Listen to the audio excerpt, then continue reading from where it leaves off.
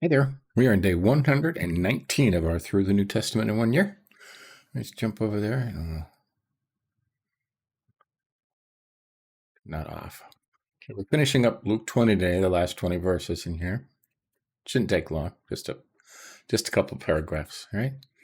Now, the resurrection in marriage. Some of the Sadducees who say there is no resurrection came to Jesus with a question. Right? Can you imagine no resurrection? Once you live and die, that's it forever. Teacher, they said, Moses wrote for us that if a man's brother dies and leaves a wife but no children, the man must marry the widow and raise up offspring for his brother. Now there were 7 brothers. The first one married a woman and died childless. The second and then the third had married her, and in the same way the 7 died, leaving no children. Finally, the woman died too. Now, at the resurrection, whose wife will she be, since there are 7 were married to her? Okay. Trick question, you think?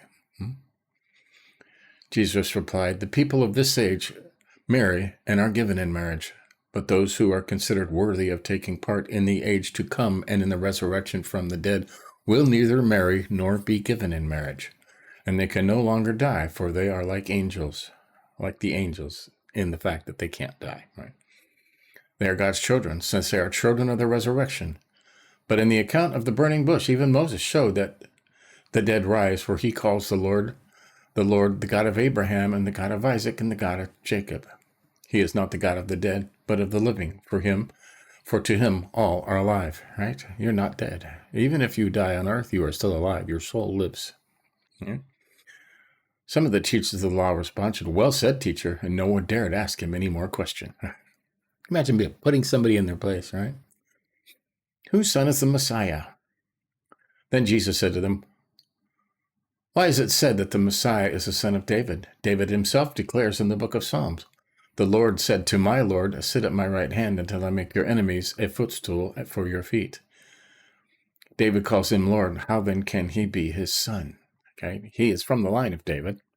Okay, and a man never calls those after him Lord, right? The senior is always Lord. David could not have called his son Lord, okay, one of his lineage, but he did. The Lord said to my Lord, okay? God said to Jesus, in other words, sit at my right hand until I make your enemies a footstool for your feet, right? David called Jesus Lord, whose son is the Messiah. I say son. A lot of people called him son of David, okay? Son of man, son of God. Interesting, huh? Warning against the teachers of the law. Okay? That's pastors, teachers, pastors. While all the people were listening, Jesus said to his disciples, beware of the teachers of the law. They like to walk around in flowering robes and love to be greeted with respect in the marketplaces and have the most important seats in the synagogues and places of honor at banquets. They devour widows' houses and for show make lengthy prayers. These men will be punished most severely. Now that's a very important paragraph right there. Very important. Many pastors today like to show off, like the best seats, drive the fanciest cars, have mansions, and right, they take their money from widows and poor people. Right, give me $1. And it was huge. I remember back in the 70s, right, in the last century, my grandmother was alive and she had her own little apartment and she made $500 a month on Social Security and she lived off of that. And she watched the televangelists, I mean, the Bakers and the Pat Robertsons and the Jerry Falwell all day long. And they were always saying, we need money, give us money. They were millionaires, okay? And my grandmother would send them money out of her 500 widow, right? Sending her money to the church. Now, she was blessed for giving. They were not blessed for taking it from her, okay? And it goes on today. Still goes on, okay? If I could get 1 million people to give me $1, I'll be a millionaire, right? Some of those people, $1 is all they had. Okay? Your false promises. Right, let's read that again. Beware of the teachers of the law. They like to walk around in flowing robes and love to be greeted with respect in the marketplaces and have the most important seats in the synagogues and places of honor at banquets. They devour widows' houses and, for a show, make lengthy prayers. These men would be punished most severely.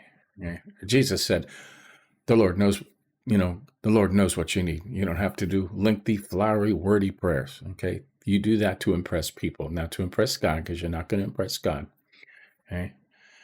When you pray, pray very simply and go and pray by yourself in secret, right? He said that, in secret. So, there you have it. Lots of good stuff in there, huh? Tomorrow we'll be starting 21, I guess.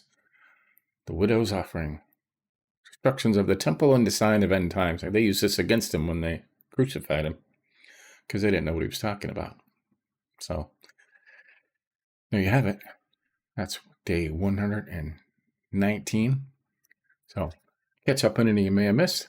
Give us a like if you think about it. And tomorrow we'll continue. See you then.